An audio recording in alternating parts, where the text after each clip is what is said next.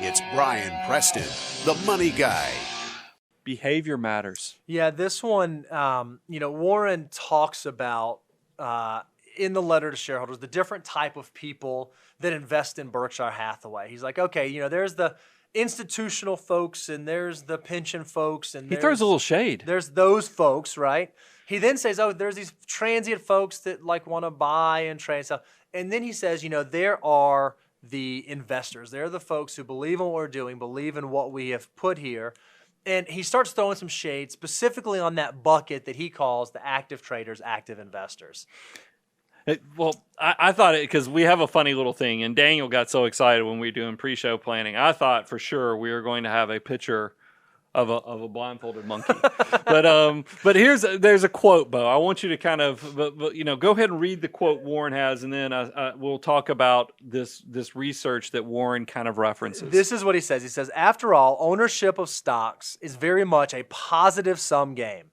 Indeed, a patient and level-headed monkey who constructs a portfolio by throwing 50 darts at a board listing all the S&P 500 will, over time, enjoy dividends and capital gains, just as long as it never gets tempted to make changes in its original selections. So I love it because Warren's showing his age a little bit, and I'm long tooth enough that I can remember. This was from back in the early 2000s. 2001 is when there it was a started. research study where, Warren didn't mention this, but the monkeys were actually blindfolded. Now, I get a visual of the poor laboratory person that was in charge of blindfolding monkeys. I mean, that's weird. I was like, they could have just had the monkey throw darts in general, but they're like, it's not like they were reading this tape. They're right? like, we need to kick this up a notch. It's just not enough. Monkeys picking stocks is not enough to really show how active management doesn't work. Let's blindfold these things. Because obviously, if they can have their eyes, the use of their eyes, this is a no-brainer. They're going to win. So let's make it even harder. And that's what the research does show in a lot of terms, that it's, why should you? The market is very efficient in a lot of ways. Mm-hmm. You could actually do much better just buying the market instead of trying to outsmart it and buy active management. And what I think is so interesting, at the tail end of Warren's quote, he puts this thing in there that if you read it too fast, you'll miss it. He says, just as long as it never gets tempted to make changes to its original selection. That's the difference in an active and a passive trader, is the one who's trying to make changes, trying to go find the next thing or move into the next position. And we actually have statistics that verify how futile of an exercise that can be. If you look at the SPIVA survey from 2020, and how often do index funds beat their active manager counterparts, then this is measured over a 15-year period. What we found is that what SPIVA found was that 87.7%, almost 88% of active managers underperformed their index. Rather than just going out and buying the market, the ones who wanted to try to pick and choose investments and move around and select it, 88% of those underperformed over a 15-year period. Well, I think here's the thing. We have this data as of 2020.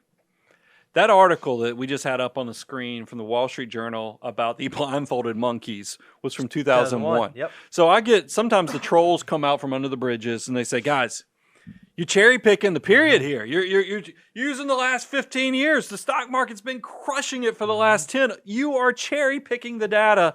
Guys, I just showed you. They're blindfolding monkeys in the 2000s, early 2000s, and still outperforming the active managers. This is not a new phenomenon. And the reason is because of fees. It's because of, there's a lot, it's the behavior. It's that last sentence you read, where as long as it never gets tempted to make changes in its original selections, sometimes we outsmart ourselves. Just be a lazy investor and let the money work for you. And this isn't just true in large cap. If you look at mid cap managers, 82% of those underperformed their benchmark. Small cap managers, another 82%. So we're seeing that, like, on the domestic equity side, it's not a horrible thing to just buy the index instead of trying to beat the market, just be the market. And then what I thought was even really, really interesting, as of the SPIVA 2020 survey, 88% of active international managers, so not domestic equities, international, underperform their stated index. So even as we're getting into bigger, broader asset classes, index investing is not a horrible place to be. It's not a bad place to be if what you want is consistent long-term performance. Well, I want to go outside the scope of whether we're talking about large cap, mid cap, small cap, international, and just talk about in terms of investing, Sure. period. First of all, you should not have anything in the financial markets unless you can leave it alone for 5 to 7 years at a minimum, because so many people who don't have the experience, don't have the depth of knowledge, they will buy in and they'll be like, oh, I'm the unlucky charm because market lost 6% right after I invested. And when they don't understand the full grasp of what investing is, investing is walking up a mountain with a yo-yo. And we actually have this awesome slide that Daniel created that makes me think of The Price is Right every time I see this. But you do have, as you are walking with that yo-yo up the mountain, it's going up and down in the short term. But you're going to higher and higher elevation over time. So yes, 3 years from now, the stock market might actually be lower than where it is today. I don't actually know that. I'm just saying it could be. But I do know if you fast forward a decade in the future, there's a very good likelihood, very strong likelihood. I'm talking in the 80s, 90% range that historically, the market is in a higher place because of that ever-expanding economy from innovation and other things. That's why it's great to be a long-term investor. And the key is the behavior. The key is understanding that it is a walk up the mountain. Every time that yo-yo string goes down, you don't freak out. You don't sell. You don't change. Or every time it goes up, you're not trying to go up a little bit higher and try to get out in front of it. And I thought Warren did a beautiful job dropping a bomb in there that I want to say is a Money Guy echo. I don't know that he got it from us, but maybe he did. I do feel like there's an echo in there. There's at an least, echo for sure. Or it's the fact that good financial management, guys, because I get the comments from time to time, God, y'all talk about this concept all the time. And I even told this to the content team. I was like, guys, there's really only 8 important concepts in finance. But we have to repeat them over and over because the people do not do these 8 important things. But we have 3 wealth creators, and there's an echo in Warren's last comment. Yeah, this is what he said. He said productive assets such as farms, real estate, and yes, business ownership produce wealth, lots of it. Most owners of such properties will be rewarded. All that's required is the passage of, listen up, time. Check. And inner calm. We're going to put, in parentheses, discipline. Check. Ample diversification and a minimization of transactions and fees, parentheses, money. You need money to do it.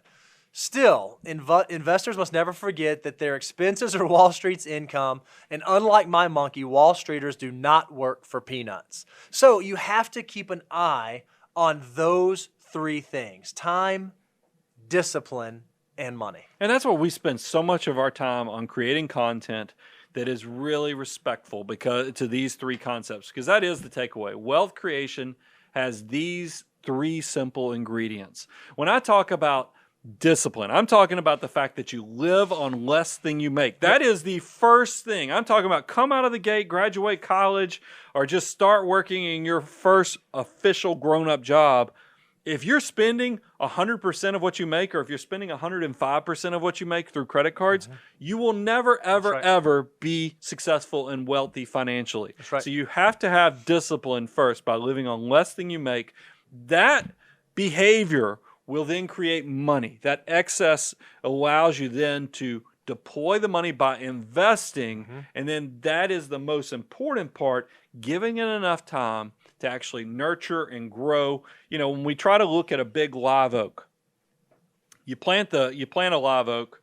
If you looked at it year over year, you'd be like, that thing's not really growing. Yeah. But if you look at it every decade, you're going to be amazed at how much progress. And your portfolio is the exact same way. And that's why you're trying to build it to that critical mass. So then one day you wake up and you go, holy cow, I don't know what I did other than I was disciplined, other than I tried to always make sure I had money working for me by investing. And then look at this. It's almost like a magical recipe. I wake up with enough time, and now I've built success, I've built wealth, I've built abundance for my family. What I think is so amazing, Brian, is I have to believe Warren, as he sits in his chair right now, he's thinking about that oak example. And you look at what he's created in terms of his own personal wealth, or you look at in terms of what Berkshire has created in terms of like the enterprise wealth that Berkshire contains.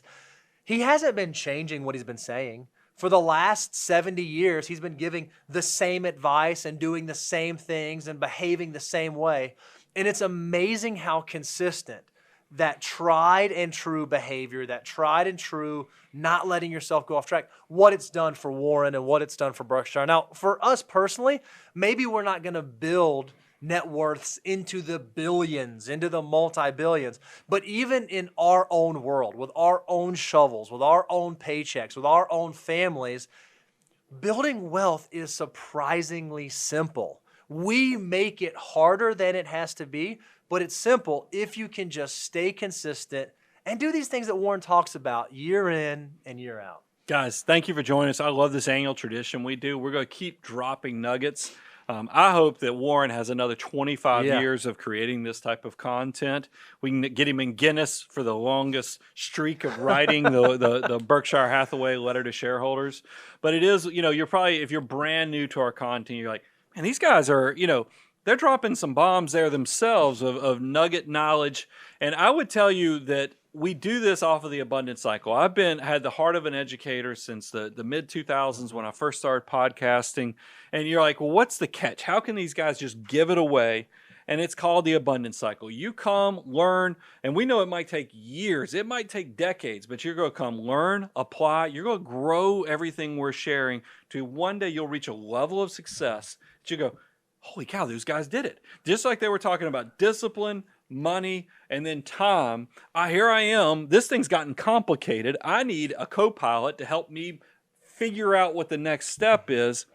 That's when you'll remember who planted the seeds, who put that live oak in your backyard of wealth creation, and you'll come back to Abound Wealth. And we work with clients all across the country because of that mentality and because we ask absolutely nothing of you except go become successful. If you've not gone out to our website, if you've not checked out moneyguide.com and you've gone to our resource page and seen all the things we're making available, if you've not had a chance to go read our blog posts, if you want to know more about the wealth management firm and go to aboundwealth.com, make sure you're checking out those resources. Make sure you're using those so that you can take your finances to the next level. Guys, thanks so much for hanging out with us for a while.